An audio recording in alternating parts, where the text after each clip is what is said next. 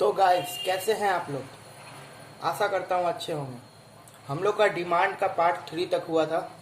Part 4 लेके आ गया हूँ। वही है पार्ट 4 इलास्टिसिटी ऑफ डिमांड, जहाँ से चालू होगा आज। आप लोगों को लिखा हुआ दिख रहा होगा। तो चलिए, आज नोट्स आपको वीडियो में ही मिल रहा है। लिखना चाहे तो लिख लीजिए। मैं जो इम्पोर्टेंट पॉइंट टिक करूँगा वो ध्यान रखिएगा। तो चलिए शुरू करते हैं। इलास्टिसिटी ऑफ डिमांड, देखिए स्क्रीन पे। Elasticity of demand. Till now we were concerned with the direction of the changes in price and quantity demanded. From the point of view of a business firm, it is important to know the extent of a relationship of the degree of responsiveness. ये जो है थोड़ा intro है। हम लोग direct main point पे आते हैं।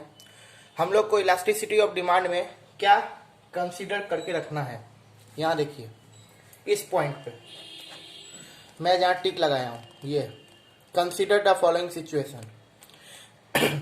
As a result of a fall in the price of radio from rupees 500 to 400, the quantity demanded increased from 100, ठीक है, रेडियोस टू 150 रेडियोस. ठीक है, ये एग्जांपल दिया है कौन कौन से सिचुएशन कंसीडर करेगा. As a result of fall in the price of wheat from 20 kilogram to rupees 18 per kilogram, the quantity demanded increase. देखिए यहाँ पे प्राइस कम हुआ, 20 से 18 हुआ, तो डिमांड इंक्रीज हो गया from 500 to 520. Elasticity of demand में कुछ नहीं है. अगर आपको डिमांड का थ्योरी पता है, लॉ ऑफ डिमांड पता है, इलास्टिसिटी ऑफ डिमांड आराम से बनेगा. बस इसमें थ्योरी है, मतलब फॉर्मूला है. वो quantity demanded, change in quantity, वो फॉर्मूला है. फॉर्मूला आप लोग को दिखा देता हूँ. उसके पहले मैं डेफिनेशन बताऊंगा. डेफिनेशन देखिए बोल्ड में लिखा हुआ है यहाँ पे. ये देखिए क्या लिखा हुआ है definition. Elasticity of demand is defined as the responsiveness of the quantity demanded of a goods to change in one of the variable on which demand depends. More precisely, elasticity of demand is the percentage change in quantity demanded divide by the percentage change in one of the variable on which demand depends.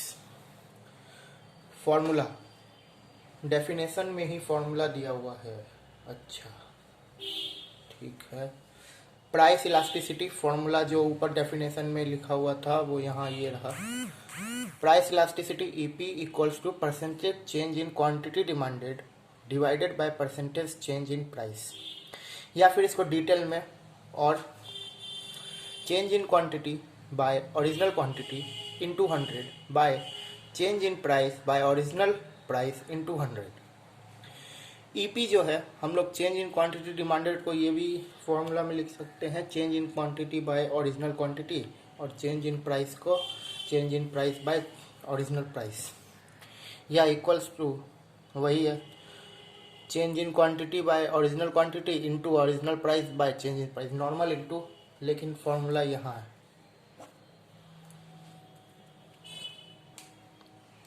EP equals to delta P by Q. EP equals to delta P by Q, delta Q by Q. Change in, delta मतलब change in quantity by original quantity into P original price by delta P, यानी change in price. EP stands for price elasticity, Q stands for quantity, P stands for price, delta stands for very small change. Okay, that's why. Now we come to the illustration part. Illustration important.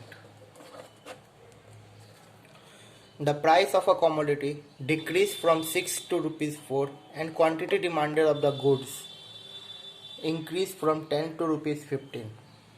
देखिए इसमें original quantity क्या हो जाएगा.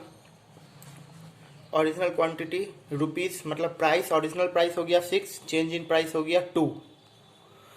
कैसे हुआ change in price? 6 से 4 कम हुआ, तो कितना कम हुआ? 2 कम हुआ. ठीक है. And quantity demanded of the goods increase 10 unit original quantity और चेंज इन क्वांटिटी 5 से बढ़ गया. अब इसको कुछ नहीं फॉर्मूला में बैठाना है. आपको फॉर्मूला के बगल में माइनस को ब्रैकेट में लेके चलना है, ये इम्पोर्टेंट है।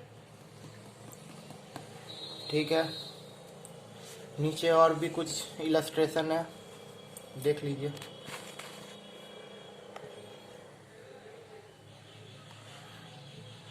Percentage change in quantity demanded by percentage change in price, उसी पे बैठा देना है। ठीक है, इतना। सो गाइस, आज के लिए इतना ही। फिर अगले पार्ट में इलास्टिसिटी को आगे करेंगे। Thank you so much and bye.